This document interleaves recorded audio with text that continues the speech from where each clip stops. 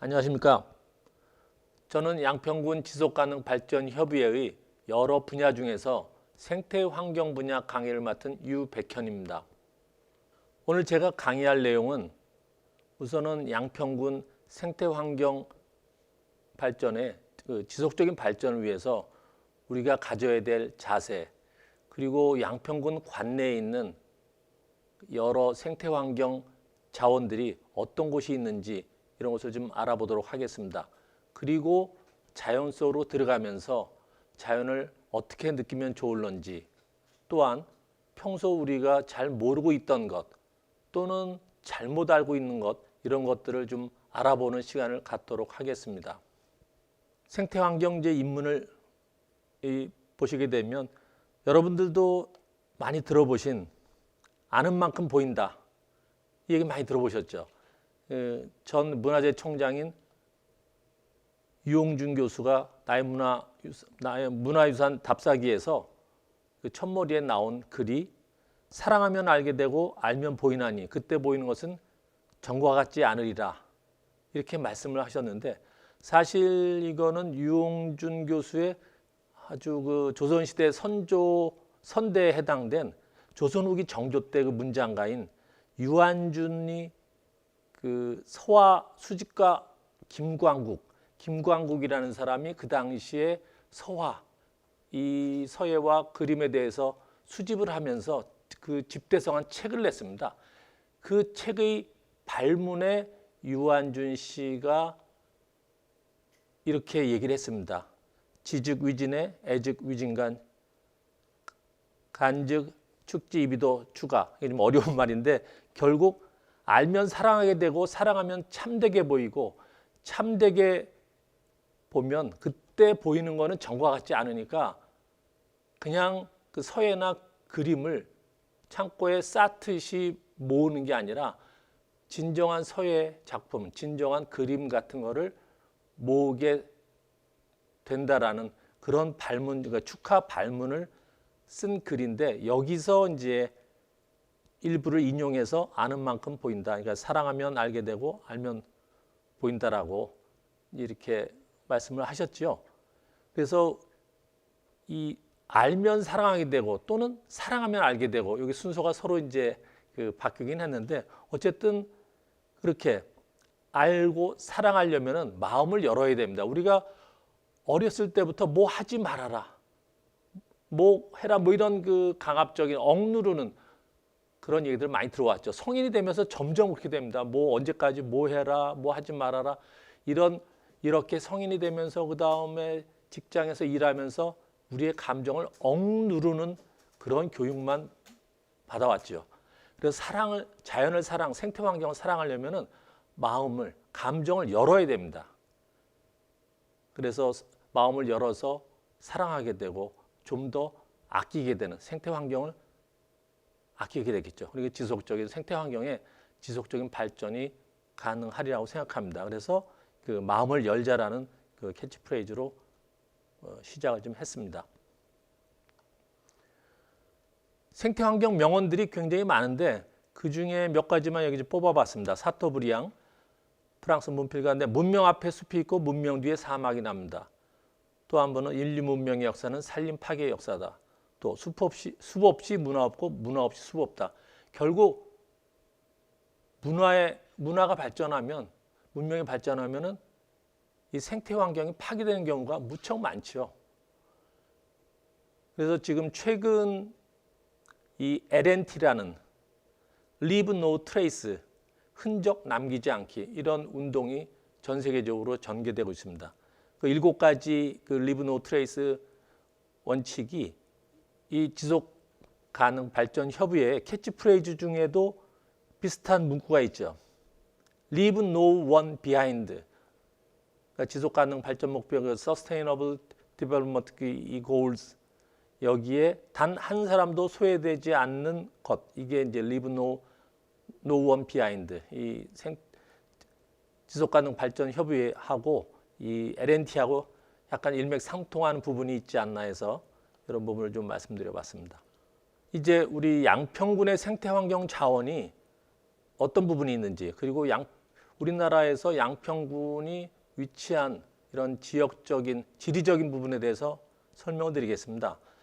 백두대간이라는 말 굉장히 많이 들어보셨을 겁니다. 우리나라 결국 사람의 척추에 해당된 부분, 이게 그 우리나라의 그 한번 백두산에서 시작해서 태백산을 거쳐서 이 지리산까지 이어지는 이런 부분을 백두대간이라고 하죠. 여기 지금 그림에 초록색으로 제가 이제 표시를 해놨는데 이 부분이 백두대간입니다. 그리고 이 까만색으로 옆으로 돼 있는, 옆이나 밑으로 돼 있는 부분이 정맥입니다. 우리 몸으로 얘기하자면은 백두대간은 척추에 해당되고 정맥은 이 갈비뼈에 해당된 겁니다. 그럼 갈비뼈와 갈비뼈 사이가 골이 있죠. 이렇게 커다란 정맥과 정맥 사이에 큰 강이 있게 됩니다. 그래서 이 여기 초록색 중에서 또 다시 그 서울 부분에 경기도 부분에 갈색으로 표시한 부분이 있는데 위쪽에 있는 게 한북정맥이고 그 밑에 있는 게 한남정맥입니다. 그래서 한북정맥과 한남정맥 사이에 한강이 흐르게 되는 거죠. 그리고 금북정맥, 금남정맥 사이에 금강, 낙동정맥, 낙남정맥 사이에 낙동강, 이런 식으로 대간, 그 대간에서 갈라진 정맥과 정맥 사이에 큰 강이 놓이게 됩니다. 생태환경 자원을 보게 되면 국가하천 2개소가 있습니다. 국가하천 한강, 지방하천 44개소, 소하천 152개소가 있는 곳이 이 양평군입니다. 또 산은 양평군청 홈페이지에 들어가 보시면 갈기산, 고동산, 고래산, 용문산 쭉 해서 여러 산들이 지금 거기 들어가 있는데 이렇게 많은 산들이 있고 휴양림이 뭐 국립 양평 치유예술 산음자연휴양림, 설매자 자연휴양림, 용문산 자연휴양림, 중문산 자연휴양림 등 이런 휴양림이 있고 수목원과 정원 생태전시관들이 이렇게 이 수목원과 곤충박물관, 뭐 거미박물관, 민물고기 생태학습관 이런 생태 환경들이 여러 곳이 있어서 양평 군민들은 다른 지역보다 이런 생태 환경 공부를 한다든지 좀 찾아다니기가 굉장히 환경이 좋은 곳으로 여겨집니다. 이제 이런 좋은 환경에서 우리가 자연을 찾아서 들어가면 자연을 좀 아끼고 하는데 옛날 우리 선조들은 산에 들어간 거를 등산이라고 안 하고 입산이라고 했습니다. 여러분들도 그 입산 금지 이런 그 편말을 갖다가 보신 적이 혹시 있으신지 모르겠는데 저희 어렸을 때는 주로 입산 금지였습니다. 뭐 등산 금지 이런 게 아니라 입산. 우리 선조들은 자연을 같이 그 이 경배를 하는 정복의 대상이 아니라 등산은 막 오를 등자 그 서양 개념 약간 정복을 한다는 개념이라면 입산은 자연과 함께하는 자연을 경배하고 우리는 선조들은 이렇게 자연을 그 단어 하나만 봐도 자연을 아꼈다라는 그런 거를 좀 그 느낄 수가 있죠. 그래서 이제 숲으로 들어가면 사실 여기 잠깐 이제 참고적으로 숲에 들어가다 보면은 벌레도 많고 뭐 뱀도 있고 벌도 있고 잘못하면 뱀에 물리기도 하고 특히 이제 용문산에는 이제 옛날부터 뱀이 많다고 이제 알려져 있죠. 그래서 벌레 물리고 하면 이제 벌레 물리는 약 정도 이제 바르곤 하는데 뱀에 물리거나 벌에 쏘이면 응급 조치를 해야 되는데 옛날에는 뱀에 물리면 이제 그 입 안에 상처가 없는 사람이 독을 빨아서 독을 빼낸다고 하지만 사실 빠는 힘이 이렇게 세질 않습니다. 그래서 잘 빨리지도 않고 잘못 입 안에 상처가 있는 사람은 그 독 때문에 그 다른 그 피해를 볼 수가 있기 때문에 해외에서는 그 독을 빨아내는 간단한 기구를 여기 사진에 보시는 것처럼 간단한 기구를 파는데 이런 것도 한 뭐 10,000원에서부터 몇만 원까지 갑니다. 근데 간단하게 문방구에서 그 플라스틱 학생들이 그 실습용으로 쓰는 플라스틱 주사기 이런 거 한 500원 전후합니다. 크기에 따라. 이 부분을 앞에 원통 부분만 잘라서 만약에 뭐 벌에 물렸다 또 뱀에 물렸다 하면은 그거를 부항 뜨듯이 이렇게 살에 대고 물린 곳을 대고 잡아 뽑으면은 그 독이 빠집니다. 굉장히 이게 보기보다 세서 그래서 뭐 모기 물린데 해도 금방 그 가려운 게 가라앉고 독은 뭐 뱀독이나 이런 것들은 이제 당연히 빠지고 그래서 여러분들도 가정에서 손쉽게 만들 수 있는 이 독 추출기를 잠깐 소개해 드렸습니다. 자연 속으로 들어가면 자연을 이제 느껴야 되겠죠. 느끼는 건 우리 오감, 뭐 보고 듣고 맛보고 그런 촉각이라든지 이런 오감을 통해서 평소에는 그냥 이 보고 지나치기만 하는데 자잘한 꽃들 이런 꽃들 한번 향을 맡아보고 잎들도 어떤 그 나뭇잎 중에 향이 있는 것들이 있습니다. 생강나무라든지 그런 뭐 진달래꽃 같은 거는 뭐 맛도 봐도 되죠. 그래서 그런 맛볼 수 있는 것들은 맛도 좀 보고 그다음에 이런 나무나 바위레 같은 것들도 좀 만져보고요. 전에 어느 방송사에서 그 어몽길 씨 산악인이 산에 다니다가 큰 바위가 보이면 머리를 대고 거기에 이제 길을 받는 그런 모습을 봤는데 그렇게 바위에 대해서 만져도 보고 그런 기운을 한번 느껴보는 것도 굉장히 좋죠. 그래서 이런 오감을 통해서 여러 가지 그 자연을 느껴보기를 그러니까 느껴보는 게 좋다고 생각합니다. 이번엔 생태 환경을 알아가기 위해서 몇 가지 그 프로그램, 온라인 프로그램이라든지 스마트폰 앱을 소개하고자 합니다. 지금 우리나라의 생물의 그 이름, 국명을 관리하는 정부 기관이 산하기관이 두 곳이 있습니다. 산림청 산하의 국립수목원 그리고 환경부 산하의 국립생물자원관 이 두 곳이 있는데 사실 문제가 제가 그 청와대 신문고에도 한번 그 올린 적이 있습니다. 이 두 정부기관이 같은 생물을 두고서 이름을 달리 관리하는 게 많아요. 아예 분류도 달리하고. 그래서 이거 언제 통일할 거냐? 통일을 하고 있답니다. 근데 그걸 언제까지 할 건지 그런 로드맵도 없고 그러니까 잘 모르는 사람들은 일반인들은 같은 나무를 두고 예를 들어서 튤립 나무, 환경부는 튤립 나무, 산림청은 백합나무라고 부릅니다. 잘 모르는 사람은 이게 왜 백합나무지 무슨 튤립 나무야 이렇게 다투기도 해요. 이렇게 두 정부 부처 산하기관에서 우리나라 생물명을 관리하는 것조차를 몰라요 또 잘. 그러니까 이런 게 그 어쨌든 이렇게 우리가 무슨 생물 공부하려면 도감을 많이 활용을 했는데 옛날에는 도감이 비싸요 칼라판 이런 것들. 근데 이런 공부할 때 이런 도감은 한번 인쇄되면은 뉴 버전을 또 사기 전에는 업데이트된 게 반영이 되질 않아요. 근데 도감이 굉장히 비싸죠. 그래서 이런 정부기관, 산림청 국립수목원하고 환경부 국립생물자원관에서 우리 세금으로 만든 온라인 사이트가 있습니다. 거기 온라인 도감이죠. 거기 들어가면 뭐 식물, 뭐 버섯, 곤충, 동물, 조류 다 검색을 해볼 수가 있는데 이런 게 있다라는 걸 잘 모르셔갖고 활용이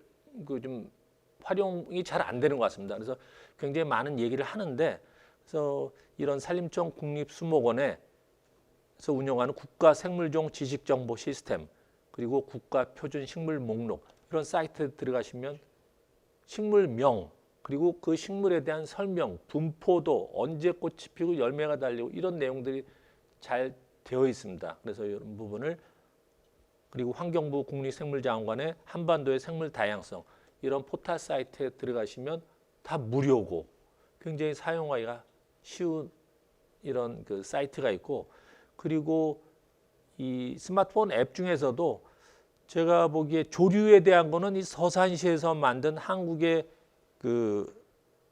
조류 이런 부분들이 굉장히 새에 대해서 특징과 모습과 새 울음소리까지 집어넣어져 있어서 공부하기가 무척 좋았습니다. 그래서 이런 그 온라인 사이트라든지 스마트폰 앱을 이용해서 생태 공부를 하고 알아가는 이런 부분을 잠깐 말씀드렸고요. 그 생태를 일단 공부하려면 뭐 어려운 것보다 우리 집 주변, 내 주변에 있는 식물들부터 먼저 알아가는 것이 좋습니다. 그래서 하루에 내 주변에 있는 거 3개씩만 알아가면 1년이면 1000종이 넘죠. 그럼 1년만 열심히 진짜 하루에 3개씩 해서 공부하면 내 주변에 있는 식물들 웬만한 건 다 주변 사람들한테 설명해 줄 수가 있죠. 그리고 이제 많은 식물 중에서 우리 일단 양평 기대종이라고 있습니다. 이 국립공원에는 각각 우리나라 그 환경부에서 관리하는 국립공원은 각각의 식물 하나, 동물 하나, 기대종을 그 특정 지역의 생태계를 대표하는 생물, 동물 하나, 식물 하나를 기대종으로 정하고 있습니다.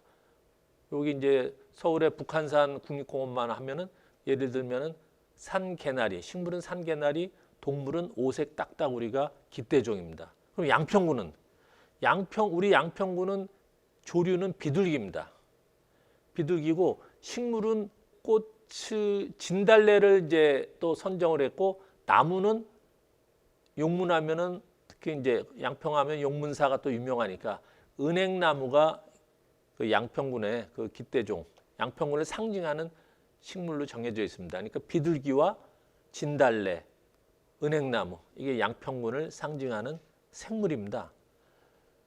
그리고 또 이제 우리가 그 지속 가능한 발전을 위해서 생태 환경의 지속 가능한 발전을 위해서 알아야 될 거는 생태계 교란 생물들, 생태계를 교란시켜 외국에서 들어와서 생태계를 우리나라 생태계를 교란한 생물이 뭐가 있는지 한 16가지 뭐 이 식물 같으면 한 16가지 있고 그렇게 많지 않습니다. 한 20여 종. 지금 포유류는 뉴트리아 약간 커다란 쥐 같은 거 호주에 굉장히 많이 퍼져 있다 그러죠. 근데 우리나라는 지금 어느 정도 퍼져 있는지 모르겠지만 이게 지정이 되어 있습니다.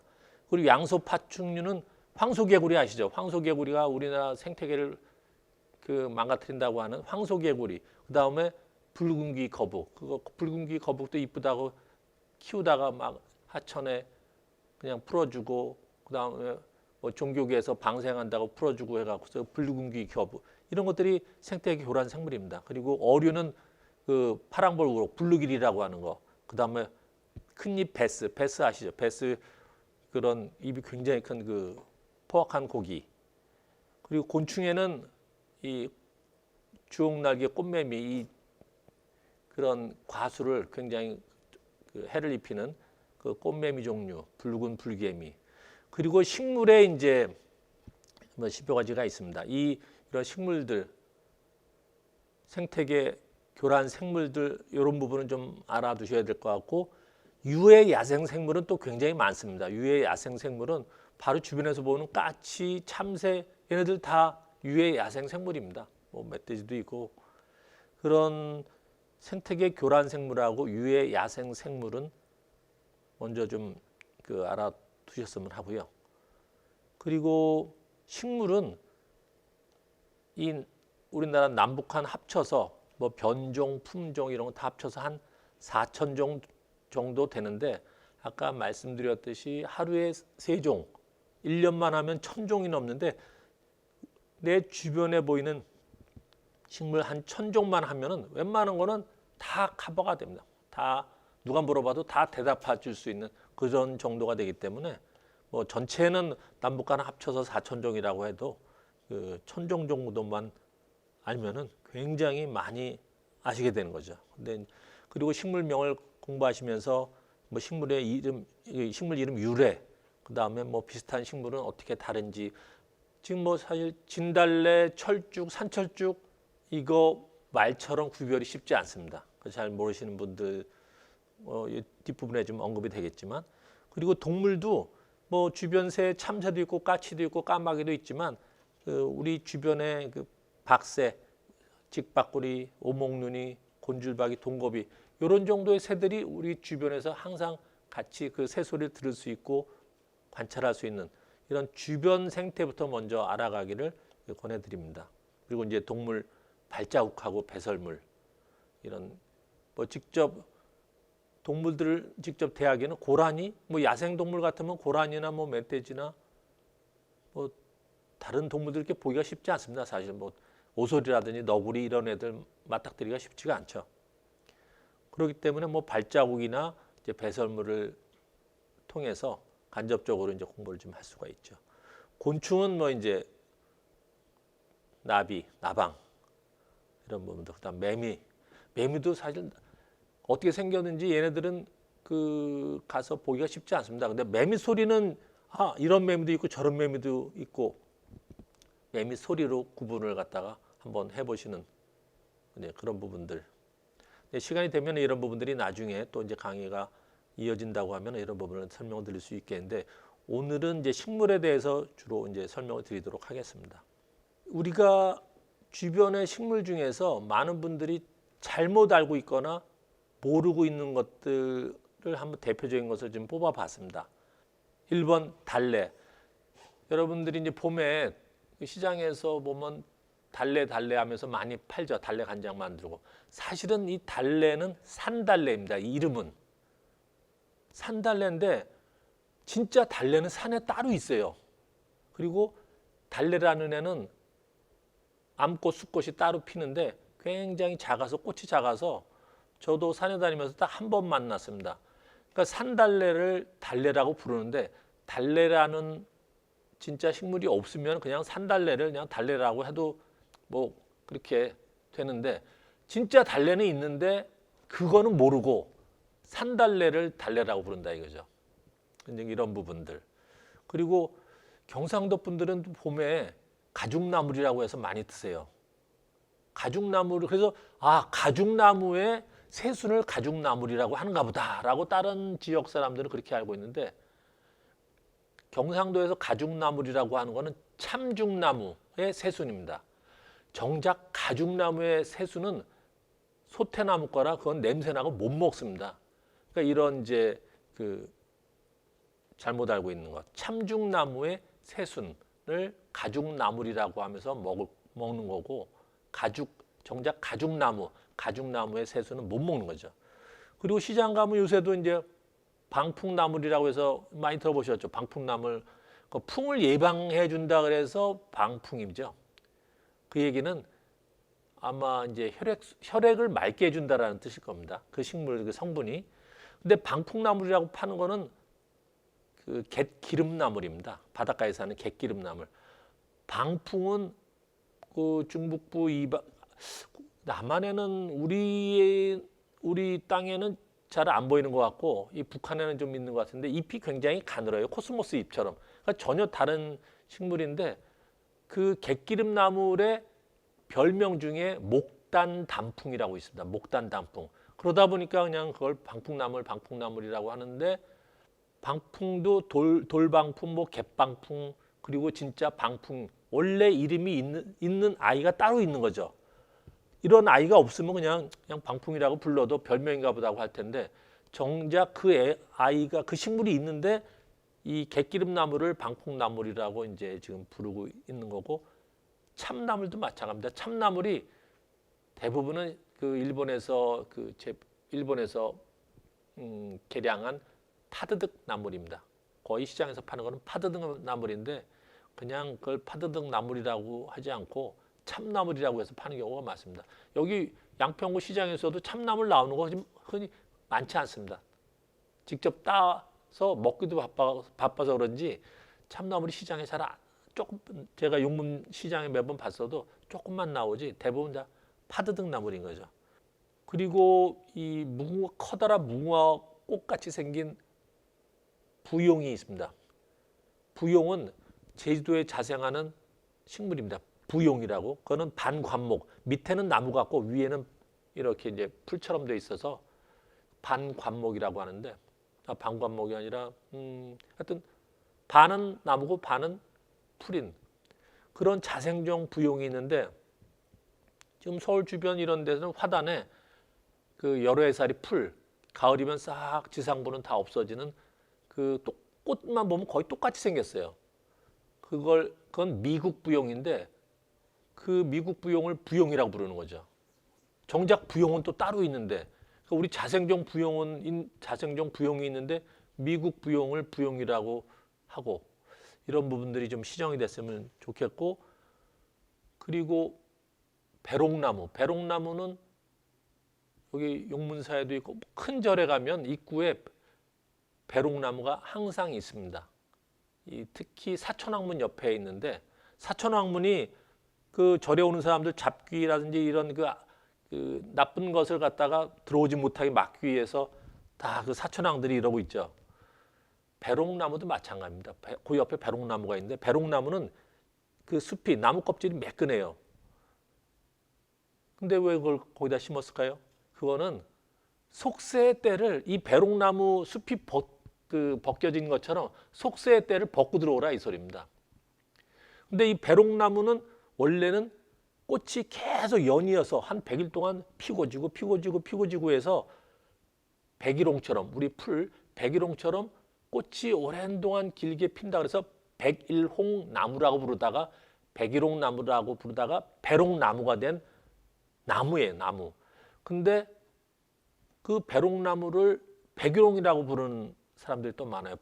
백일홍은 국화과 풀이고 여러분들 많이 보시는 백일홍은 국화과 풀이고 배롱나무는 부처꽃과 나무인데 이 배롱나무를 백일홍이라고 부르는 분들도 많이 계시죠. 그래서 그리고 한때 인터넷 통신 판매로 해서 난리가 났던 하수오, 백화수오를 중국에서 들여온 이엽 우피소를 백화수오라고 파는 바람에 난리가 났었죠. 근데 백화수오를 또 뭐 백수오라고도 부르고 하수오라고도 부르는데 하수오는 전혀 다른 과에 진짜 그 이름을 가진 식물이 있어요. 근데 그리고 백화수오는 진짜 이름은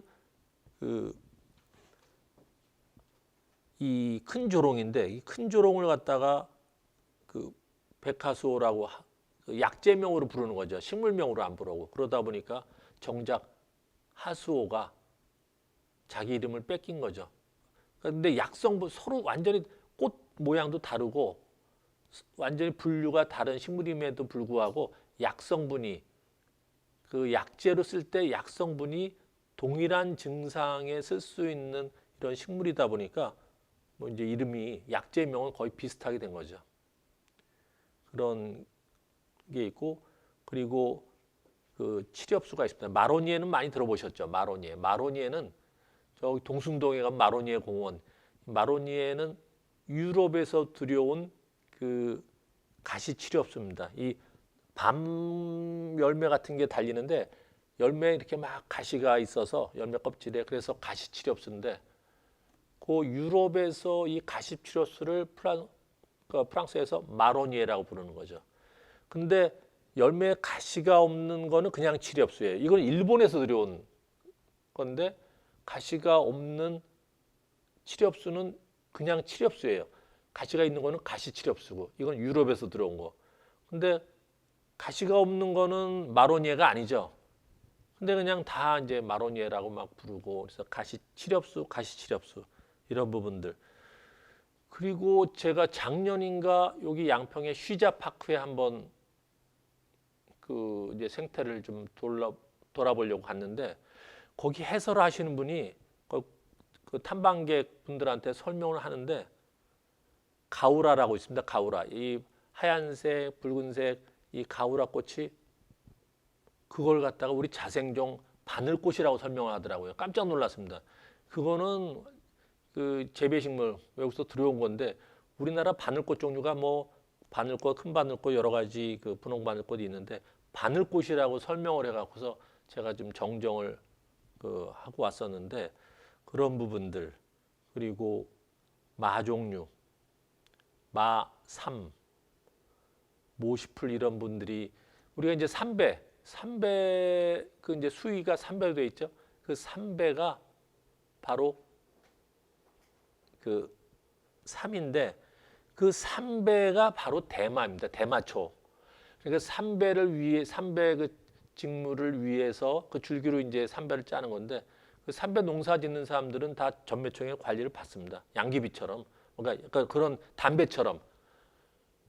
그래서 이 3이 바로 대마고 그러면 우리가 시장에서 파는 마가 있습니다. 둥근 마라고 파는 거.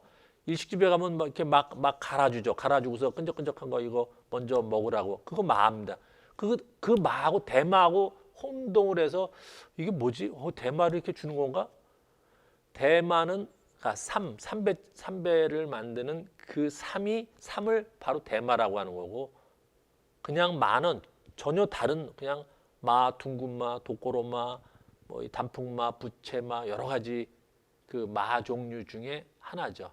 그 마 중에 둥근마하고 참마, 마 이런 것들을 우리가 그 뿌리를 식용으로 쓰고 그 씨처럼 달리는 주화, 조그만한 뭐 씨감자처럼 이렇게 줄기에 달리는데 이제 그런 걸 먹고 하는데 그런 줄기에 달리는 건 꽃이 지고 난 다음에 달리는 씨가 아닌데 이걸 씨로 하는 분들이 많고 이거는 그냥 그 주화라고 해서 그 이걸로 번식을 하는데 이게 씨는 아니고 마도 꽃이 피고 거기에 씨가 달립니다. 근데 번식은 주로 이런 그 생식 줄기에 달리는 이런 주화로 번식을 이제 하죠. 그런 부분들. 그리고 이제 진달래, 철쭉, 산철쭉. 진달래가 제일 먼저 핍니다. 진달래가 제일 먼저 피고 꽃이 먼저 피죠. 조금 있으면 이제 철쭉이 피는데 철쭉하고 산철쭉을 구별을 잘 못하는데 철쭉은 굉장히 꽃이 크고 산에서 약간 분홍색 꽃이 나고 분홍색 빛이 나고 꽃도 크고 잎도 큰 게 철쭉입니다. 오리지널 철쭉. 그 다음에 진달래꽃처럼 진분홍색으로 피는 게 산철쭉입니다. 그래서 진달래가 피고 철쭉이 피고 산철쭉이 피는데 요 개화 기간이 서로 약간 중복이 되다 보니까 헷갈리기도 하는 거죠. 그래서 이제 철쭉은 꽃 색깔이 굉장히 연하기 때문에 연달래라고 부르기도 하고 그리고 진달래에 이어서 핀다고 해서 연달래라고도 합니다.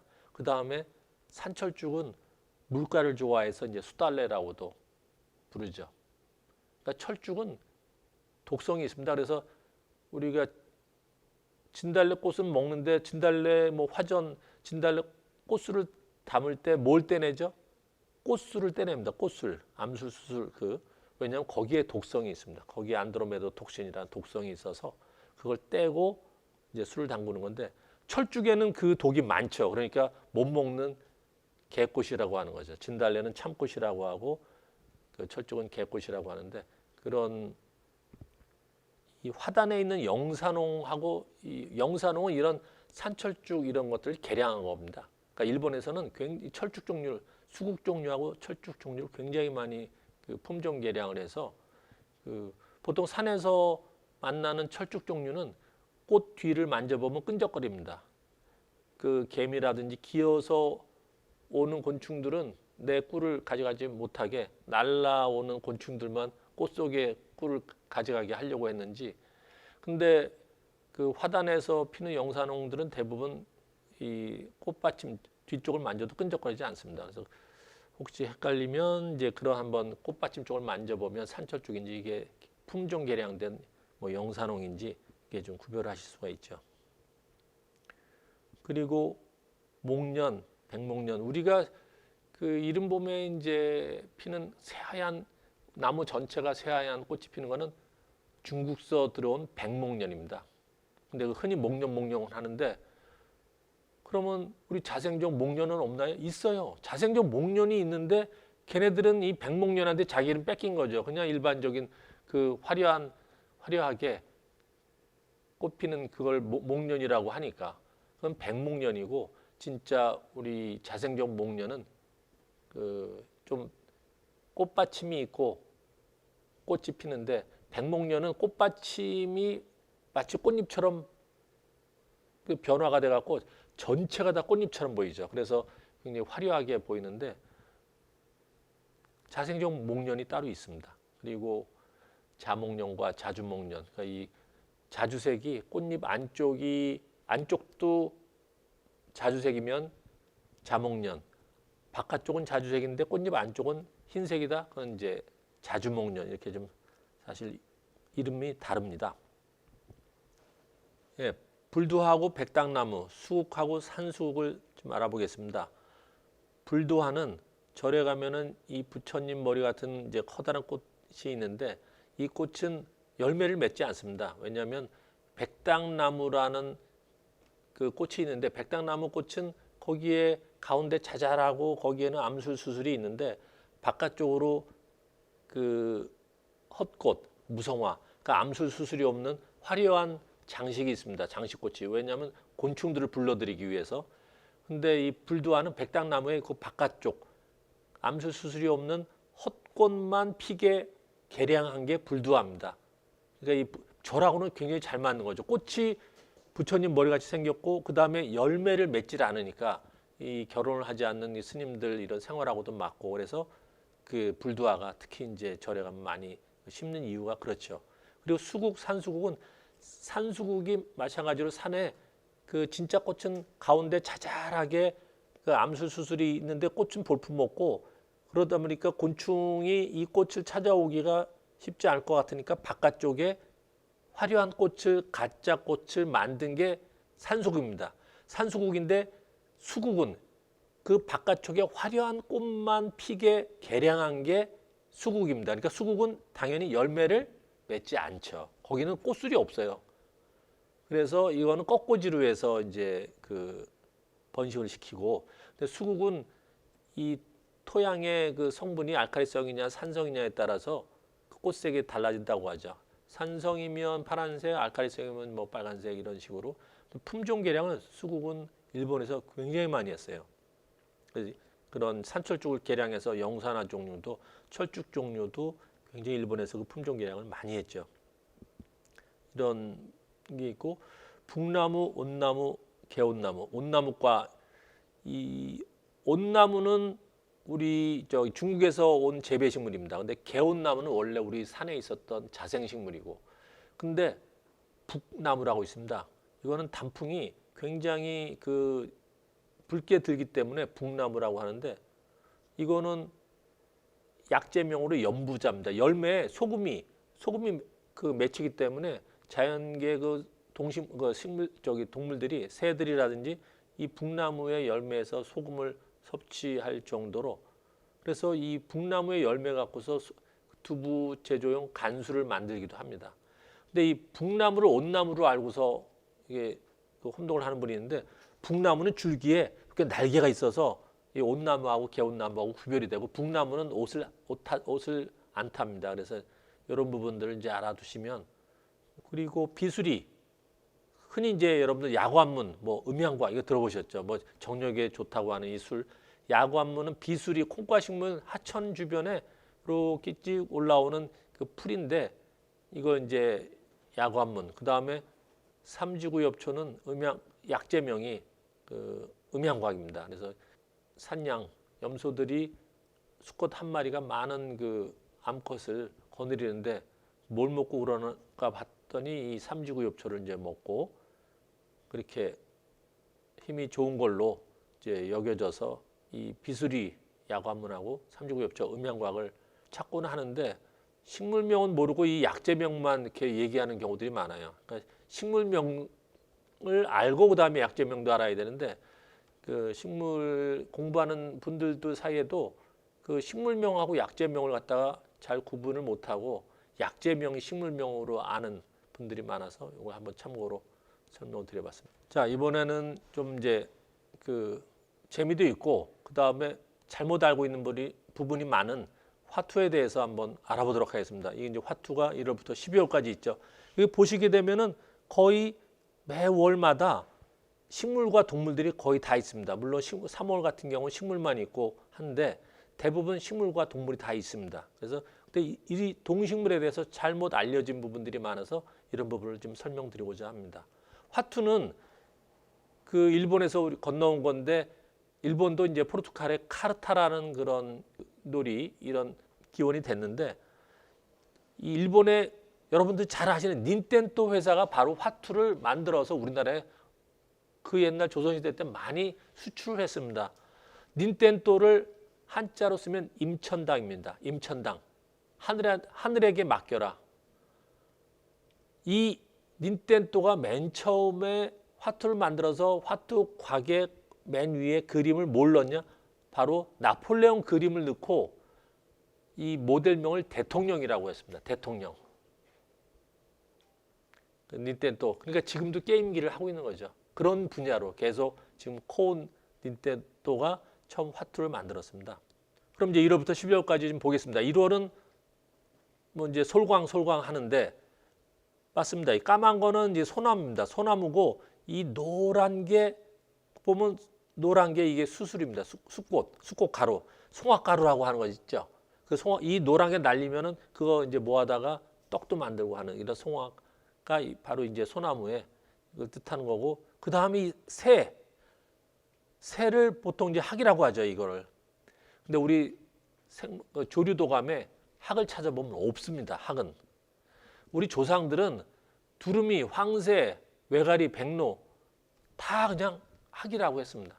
그러면 이제 정작 이 생물명을 찾아보면 얘는 두루미입니다. 두루미. 보면은 머리 위에 빨간색이 있죠.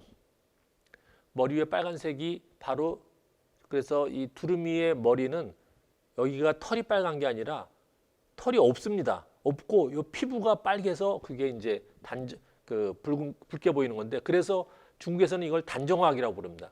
붉을 단자, 정수리 정자, 학.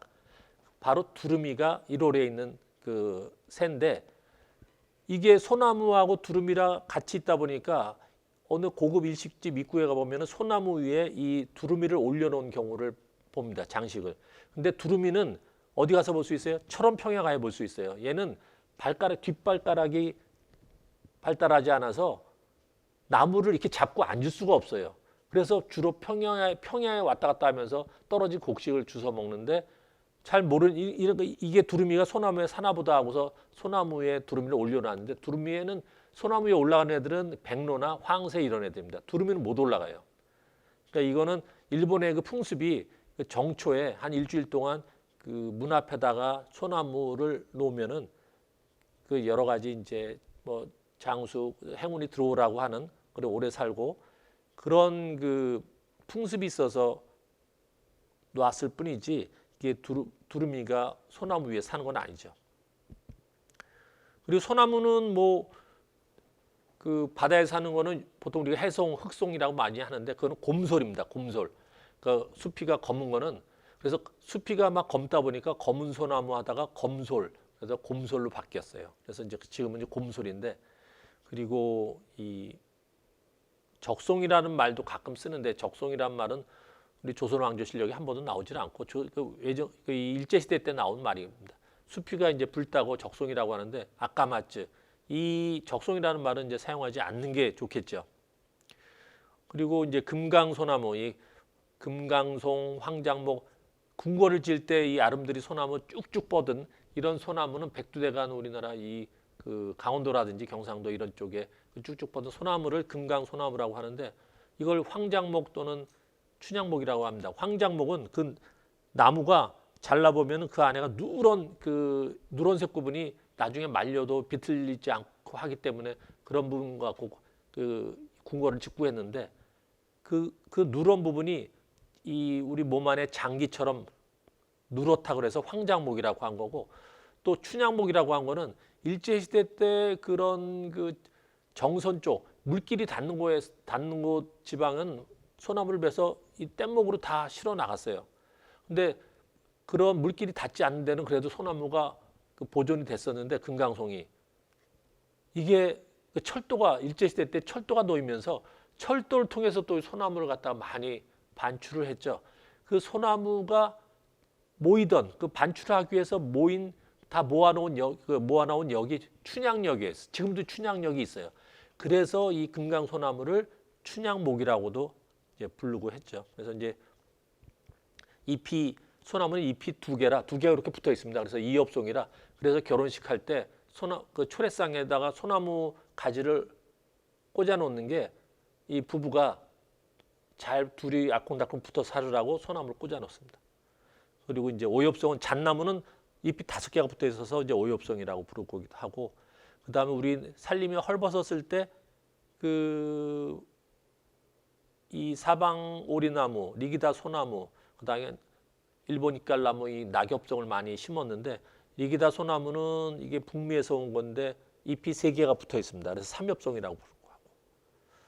그리고 여러분들 집에 지갑을 열어보시면 10,000원짜리, 거기에 1월 오봉도라고 그 우리 궁궐에 가면은 이 정전 뒤에 임금 뒤에 이런 1월 오봉도가 있는데, 여기에도 소나무가 양쪽으로 그림이 있습니다. 그래서 우리 소나무는 태어나서부터 태어나오면은 이 새끼줄에 소나무 꽂고 고추 꽂고 뭐 이렇게 해서 숯 꽂고 이렇게 하죠. 그래서 소나무는 태어나서부터 죽을 때까지 우리가 같이 한 나무죠. 그래서 이제 학은 말씀드렸듯이 거기 두lum인데 그 옛날 선조들은 황새, 외가리, 백로 모두 그냥 합쳐서 학이라고 불렀습니다. 그다음에 2월은 뭐 2월이 나오면 이 매주 먹어라 하는데 매주가 아니라 매조죠. 매실나무하고 세조자 거기 이제 새가 19자리면 새가 있죠. 매실나무는 그러니까 식물명은 매실나무고 그다음에 열매는 매실인데 이제 매화 이제 매실나무의 꽃을 매화라고 이제 하죠. 근데 요 새에 대해서 이제 뭐 이게 꾀꼬리다 뭐 여러 가지 그 얘기가 있는데 이 새는 휘파람새입니다. 섬휘파람새. 섬휘파람새가 그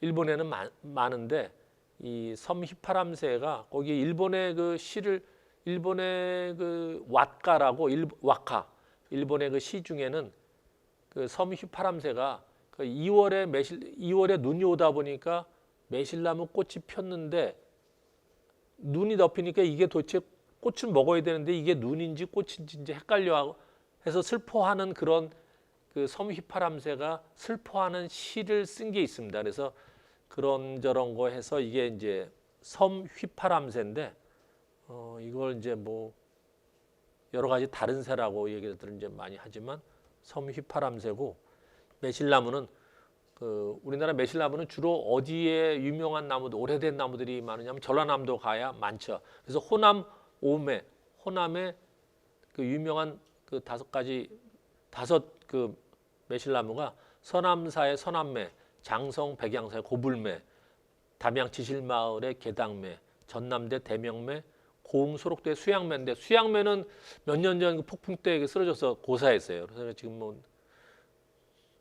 네 곳만 남았는데 그 양산 통도사의 매실나무 일찍 꽃이 피는 그 순천 그 금둔사의 나벌매하고 양산 통도사의 자장매 이런 거는 다 매실나무인데 그냥 그 별명으로 짓는 거죠. 양산 그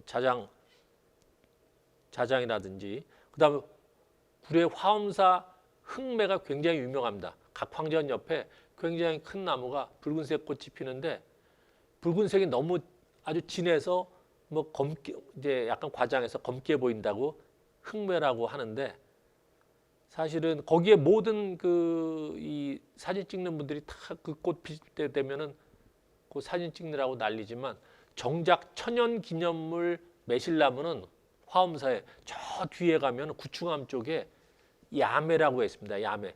그 새들이 매실나무의 씨를 그 떨어뜨려 갖고서 저절로 자란 매실나무라고 해서 들렸자. 그래서 야매 또는 뭐 야들매, 들매라고 부르는데 그게 천연기념물입니다. 근데 그거는 사람들이 다 외면하고 그 천연기념물은 외면하고 흑매만 보러 가는 경우가 많은데 가시게 되면 꼭 그 야매, 그 구충암 쪽에 있는 야매를 보고 오셨으면 좋겠습니다. 그 3월은 이제 벚나무만 있죠. 근데 우리나라 꽃은 무궁화죠. 사실 뭐 헌법에 그게 뭐 우리나라 꽃은 무궁화라고 돼 있지는 않다고 하는데 어쨌든 무궁화가 이제 우리나라의 그 국화로 여겨지고 있는데 일본의 국화는 그러면 일본의 국화를 물어보면 전부 벚나무라고 얘기를 합니다. 근데 벚나무는 일본을 상징은 하지만 일본의 국화는 아니고 일본에도 황실에서 쓰는 그 꽃은 그냥 이 진짜 국화, 가을에 피는 국화. 그게 일본 황실을 나타내는 꽃입니다. 그럼 뭘 보면 알 수 있냐? 이 뒷부분에 나오는데 우리나라 여권의 앞에는 태국무늬하고 그 주변으로 무궁화가 그려져 있습니다. 일본의 여권 앞에는 국화가 그려져 있습니다. 국화. 그 벚꽃, 사쿠라가 아니고. 어쨌든 그 사쿠라가 일본을 상징하기 때문에 100엔짜리 동전에 이 사쿠라 벚꽃이 이제 거기 그려져 있죠.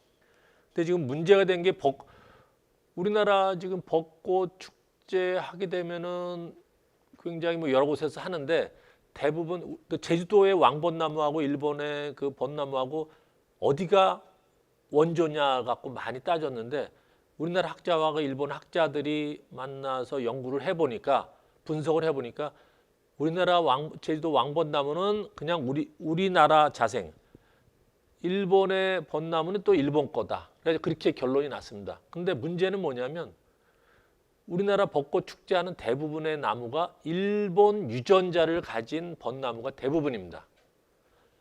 그래서 우리나라 제주도 왕벚나무의 유전자를 가진 나무로 대체를 해야 되는 그런 문제가 있는 거죠. 그래서 학자들은 지금 대부분의 벚꽃 축제를 하는 나무는 사실 왕벚나무가 아니고 소메이 요시노 왕벚나무라고 하는 그런 이름으로 불러야 된다라고 하는 이제 그런 기사도 좀 봤습니다. 그래서 이제 이게 벚나무는 수명이 한 3, 40년 되는데 그 수명이 다 되면 우리 유전자를 가진 벚나무로 교체하든지 그 전에 지자체가 예산이 있으면 빨리 그런 거를 먼저 배워내고 우리 유전자를 가진 벚나무를 하루빨리 심어야 된다고 이렇게 좀 얘기를 하고 있죠. 4월이 문제입니다. 4월은 우리가 이제 흑쌀이라고 하죠, 여러분들. 흑쌀이. 이게 쌀이 나무가 아닙니다. 이게 지금 원래는 일본 그림에는 이게 등나무입니다. 등나무. 쌀이 나무는 가지가 다 하늘을 보고 있지 바닥을 향하고 있지 않습니다. 근데 여기 4월 흑쌀이라고 부르는 거 보면 가지가 전부 아래를 향하고 있습니다. 이게 원래가 등나무, 등이기 때문에 가지가 아래를 쳐져고 있는데 이거를 그럼 왜 등을 갖다가 쌀이로 바꿨냐? 등은 예전부터 등나무는 여러분들 갈등이라는 말 아시죠? 갈등. 갈은 칡을 얘기하고 등이 등나무입니다. 갈등은 칡은 오른쪽으로 이렇게 감고 올라가고 등나무는 왼쪽으로 감고 올라갑니다. 그러면 하나의 물체를 두고서 칡과 등이 타고 올라가면 이렇게 서로 해서 엉키게 되죠. 그래서 갈등이라는 어원이 만들어진 겁니다. 그렇기 때문에 등나무는 집 안에다가 심지를 않았어요. 그런 어원 자체가 좋지 않으니까.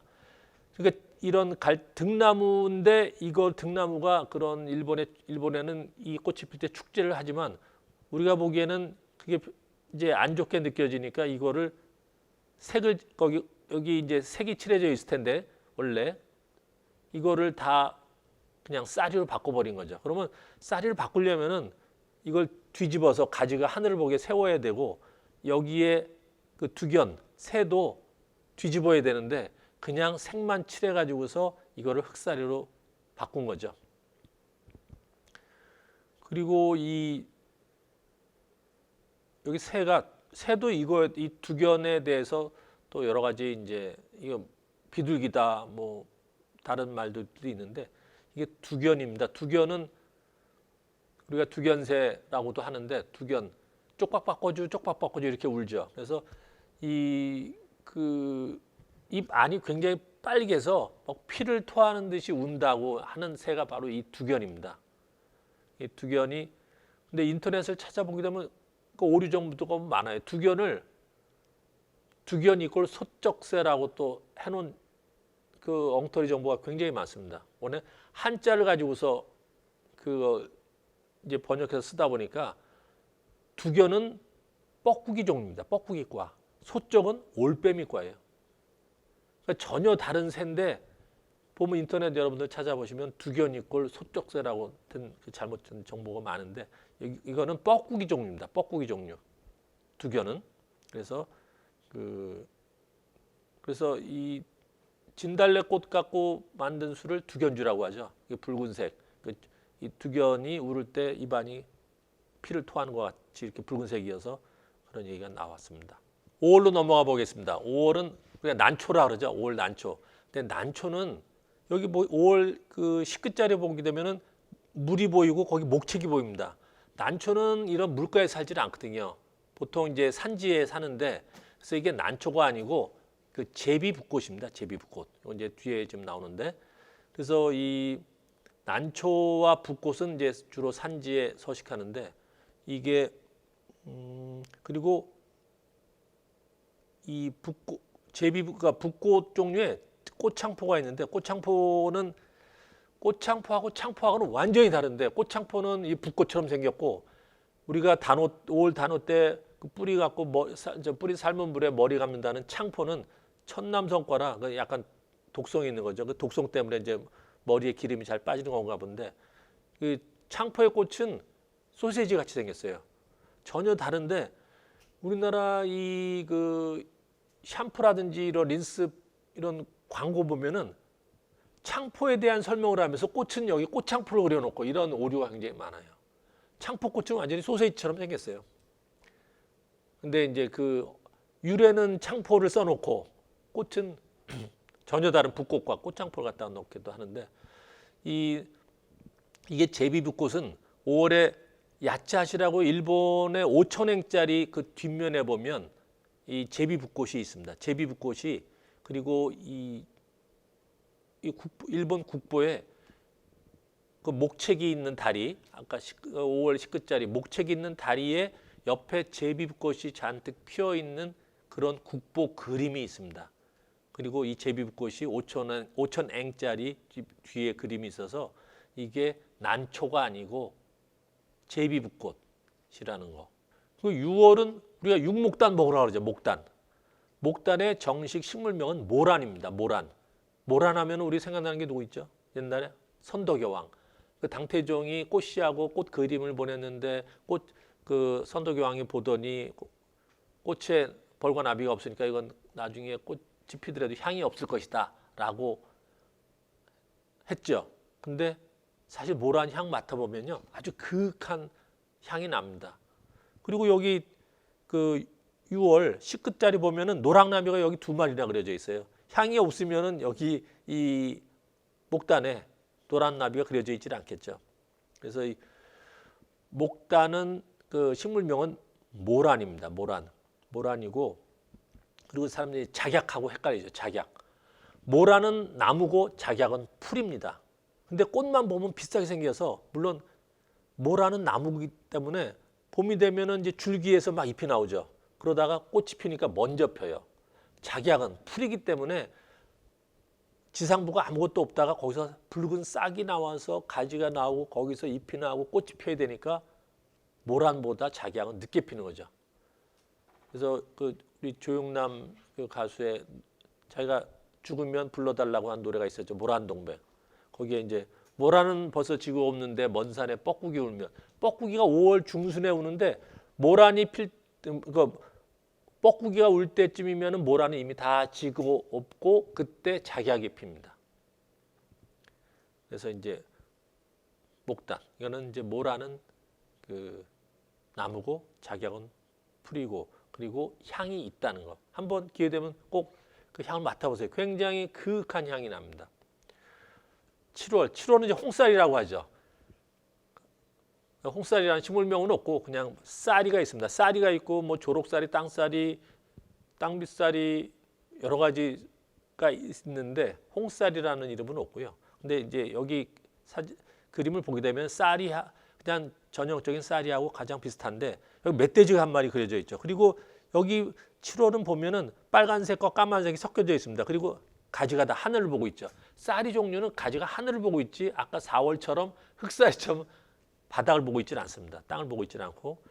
근데 이제 여기 왜 멧돼지를 그렸냐? 이때가 멧돼지 사냥철이기도 하지만 그 일본의 그 왁가, 또 그 일본의 그 이제 우리의 그 시조처럼 그 절구가 있는 그 시가 있는데, 그 중에 후수이노 도코라고 해서 멧돼지가 그려져 있는 그림도 있고, 멧돼지가 억새, 쌀이 등을 깔고 잔 곳은 천하태평과 자손의 번창을 의미한답니다. 그래서 이제 보면은 멧돼지가 여기 19자리에 보게 되면 멧돼지가 가만히 앉아서 쉬는 모습이에요. 그래서 이 멧돼지가 이렇게 누워서 자거나 쉬는 거는 그 억새, 쌀이 등을 깔고 잔 곳은 이 천하태평과 자손의 번창을 의미하기에 여기다가 7월과 그 약간 누워 있는, 그러니까 앉아 있는 멧돼지를 갖다가 그린 것으로 이제 여겨지고요.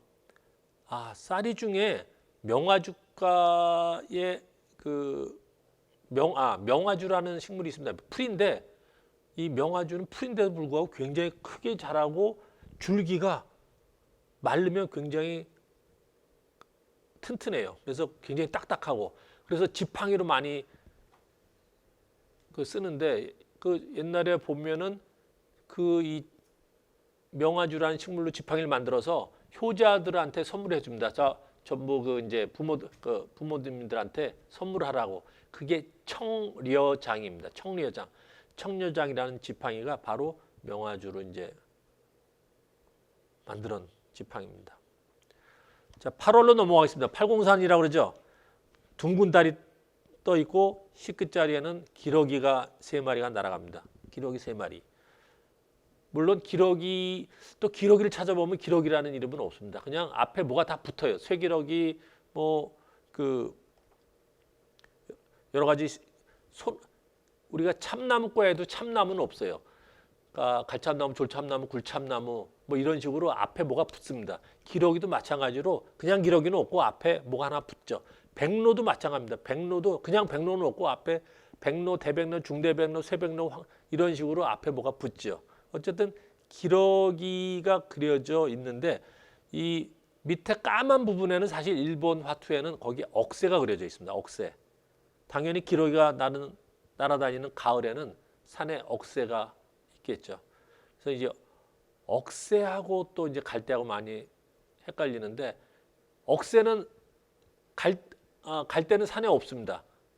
억새는 산에 있는데 물가에는 물억새하고 갈대가 같이 있어요. 그래서 산에는 억새, 물가에는 갈대, 이거 아니고 산에는 억새 맞는데 물가에는 물억새도 있고 갈대도 있습니다. 그래서 이제 억새는 꽃이 굉장히 왕자님이 머리를 빚은 것처럼 굉장히 꽃이 깔끔한데, 갈대는 막 며칠 머리 안 감아서 엉킨 것처럼 이렇게 꽃이 헝클어져 있는 게, 뭉쳐져 있는 게 갈대입니다. 근데 이제 더 옛날 화투에는, 일본의 화투에는 그 7가지의 가을 꽃들이 거기 그려져 있었다고 하는데, 그 화투에 그 7가지 꽃이 그려져 있는 그 까만 부분에, 그거는 아무리 찾아도 찾지는 못하겠고, 글만 이렇게 7가지 꽃이, 가을이라고 하면 이 꽃이라고 하면서 7가지 꽃이 도라지, 마타리, 쌀이, 참옥새, 칡, 페랭이꽃, 향, 들골, 나물이 그려져 있었다고 합니다. 그리고 기러기는 뭐 항상 그 혼례식 때도 그 기러기를 갖다가 놓고 하는데, 그 소식을 전해주고 하는 새. 가장 이 기러기 관련돼서는 중국의 4대 미인 중에 그 왕소군, 춘추 전국시 때 그 왕소군이 나간이라고 불렀죠. 나간. 기러기가, 왕소군이 너무 이쁘다 보니까 기러기가 날다가 날갯짓을 하는 걸 까먹어서 떨어졌다. 그래서 이제 나간인 거죠. 그 다음에 또 이제 한나라 때 서시, 치목, 서시가 너무 이뻐 갖고서 물고기가 헤엄치는 거를 갖다가 까먹어서 물고기가 가라앉았다고 하는. 그 다음에 초선 패월이라고 하죠. 너무 초선이 이뻐서 달이 그냥 구름 속에 그냥 숨었다고 해서 초선 패월.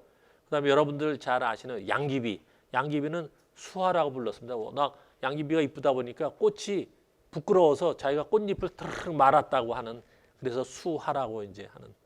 그래서 기러기 관련돼서는 왕소군의 나간을 갖다가 한번 봤고요. 억새를 옛날 그 김정구님의 그 의학셋을 피우는, 의학새가 김정구님이 아닌가요? 근데 의학셋을 피우는 가을인가요? 그 의학새를 진짜 날아다니는 새로 아는 분들이 아직도 있더라고요. 의학새는 바로 억새를 뜻하는 겁니다. 억새가 바람에 막 이렇게 이렇게 후들리면서 내는 소리를 그렇게 이제 표현한 거죠. 의학셋을 피우는. 근데 의학새가 새가 아니고 바로 이 억새를 뜻하는데, 제가 설명을 하다 보면은 아직도 이거 모르고 계신 분들이 있더라고요. 9월, 우리가 9월 나오면 이제 국진 먹으라 그러죠. 국진은 또는 국진, 참진자. 이거 국화는 이제 국은 국화. 그래서 참진자를 써서 국진이라고도 하고, 또 준수하다. 이게 굉장히 멀끔하게 생긴 사람을 갖다 준수하다고 하죠. 그래서 그런 준수할 준자를 써서 국준이라고도 합니다. 그럼 국화, 이 국화가 이 9월 9일 날 중양절, 뭐 중구일, 구구절, 옛날 음력 9월 9일 날 옛날 임금들도 신하들 데리고 산에 가서 국화꽃을 술잔에 국화꽃 띄워서 이렇게 마시게 하고, 그러면 이제 건강과 뭐 여러 가지 무병장수를 기원하는 그런 행사를 하기도 했답니다. 그래서 이 국화 종류가 굉장히 많은데 스님들이 차 끓여 마시고 그 다음에 술 담그는 국화는 감국이라고 있습니다. 달감자 써서 감국. 그거는 국화꽃이나 잎이 약간 달달합니다. 그래서 그 꽃을 말려서 차를 끓여 마시는 거고, 그 꽃을 가지고서 국화주를 담그는 거죠. 국화 종류, 산에 가면 또 작은 산국이라고 있는데 얘는 약간 씁쓸함합니다. 물론 먹어도 죽는 건 아니지만 이 감국이라는 걸로 주로 이제 술을 담그고 차를 끓여 마신다는 거. 그리고 그 여권에 아까 말씀드렸듯이 일본 여권에는 바로 이 황실 문양을 뜻하는 국화가 그려져 있고, 일본의 50엔짜리에도 국화가 들어가 있습니다. 10월 단풍, 단풍하고 사슴이 그려져 있죠. 노루인가? 사슴. 이 단풍나무, 단풍나무 잎은 뭐 다 아시겠고, 이 풍자가 들어가는 식물 중에 뭐 배풍둥, 이렇게 배풍둥이 있고, 뭐 아까 갯기름나무를 방풍나무라고 많이 부르는데, 그 백풍둥이 이런 풍자 들어가는 것들이 배척을 한다.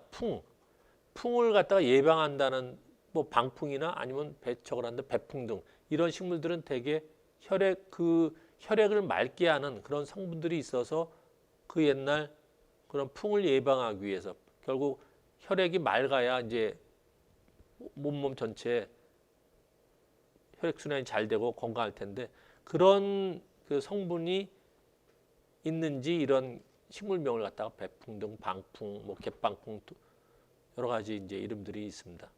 그러니까 단풍도 이런 쪽에서 그래서 풍에 대해서 한번 좀 얘기를 드렸고요. 사슴하고 노루하고 고라니가 항상 이제 헷갈리는데, 노루는 엉덩이가 굉장히 하얗습니다. 이게 이 원숭이 엉덩이는 빨간데 노루 엉덩이는 하얘서 엉덩이만 보면 얘는 노루인지 알 수 있고, 그 다음에 제일 많이 접하는 게 고라니죠. 고라니는 이제 고라니는 수컷이 이 어금니가 굉장히 길어서 얘는 고라니인지 바로 알 수 있죠. 근데 암컷은 이제 이 긴 어금니가 없으니까 다른 뭐 혹시 노루인가 이렇게 할 수도 있는데, 고라니 수컷은 이런 어금니 때문에 잘 알 수 있고, 노루는 근데 엉덩이가 흰색이다 그러면 노루고, 엉덩이가 흰색이 아니다 그러면 고라니겠죠. 그리고 사슴은 몸에 흰 반점이 있습니다. 그 등에 흰 반점이 있고, 그리고 이제 사슴과 노루의 수컷은 이제 뿔이 있죠.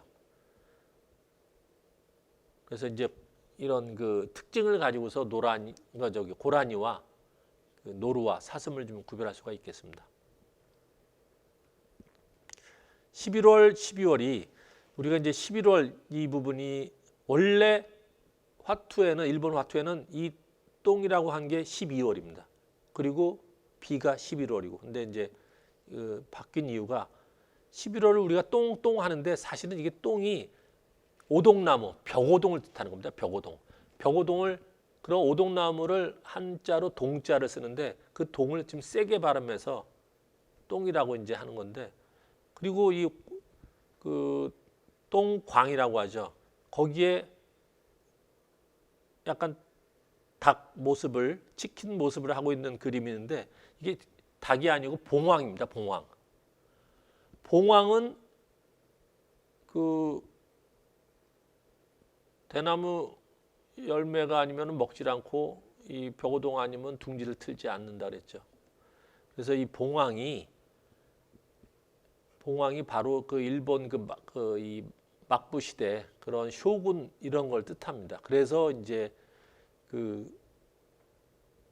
일본에서 건너오면서 그런 쇼군, 막부 이런 부분들이 싫어서였는지 이거를 12월로 보내지 않고 그냥 11월로 만들었는데, 그러니까 벽오동도 마찬가지로 이 쇼군 상징 문양이에요. 그래서 일본의 500엔짜리 동전의 뒷면을 보면 이 벽오동 그림이 있습니다. 그리고 만엔짜리 지폐 뒤에 봉황이 그려져 있습니다. 그러니까 그런 그 봉황이 상스럽고 고귀한 상상의 새인데, 이 봉황은 보통 이 우리 지금 이제 한양 수도의 성곽에 사대문과 사소문이 있는데, 해화문에 보통 그 문의 천장에 용이 그려져 있는데, 그 동쪽에 있는 해화문의 천장에는 그 용이 아니라 이 봉황이 그려져 있습니다. 그쪽에는 새들이 많아서 새들의 그 왕인 이제 봉황을 갖다가 일부러 그렸다라는 그런 글들이 좀 보입니다.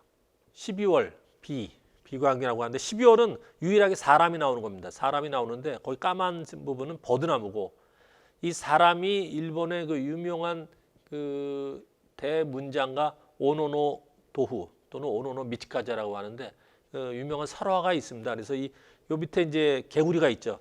비 오는 날 개구리가 이 물에 떠내려가지 않으려고 바둥바둥 파짝파짝 뛰면서 높이 있는 버드나무 가지를 잡으려고 한다는 거죠.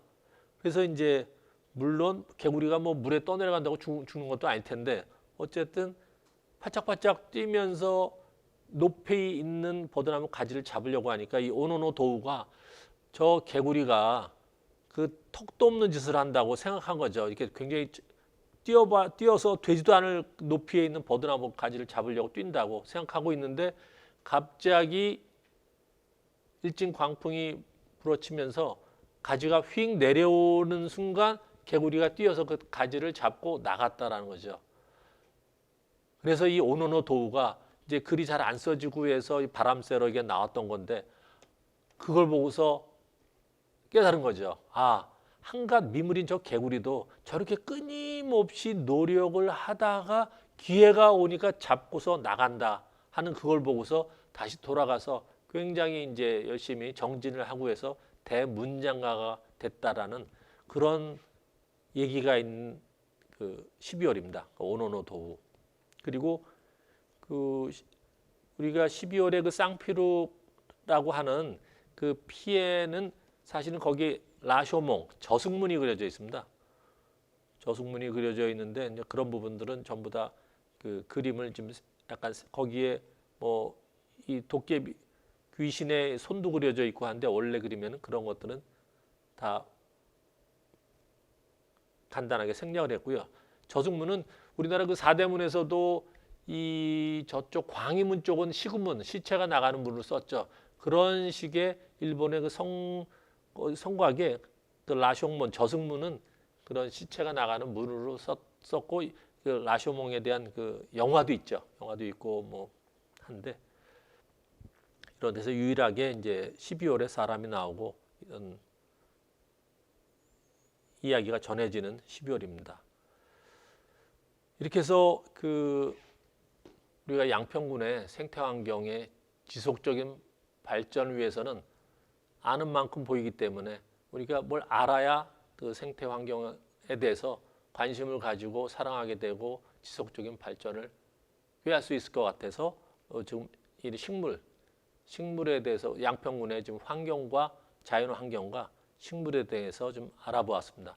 다음에 시간이 또 되게 되면 곤충이라든지 다른 부분을 갖다가 설명드리도록 하겠습니다.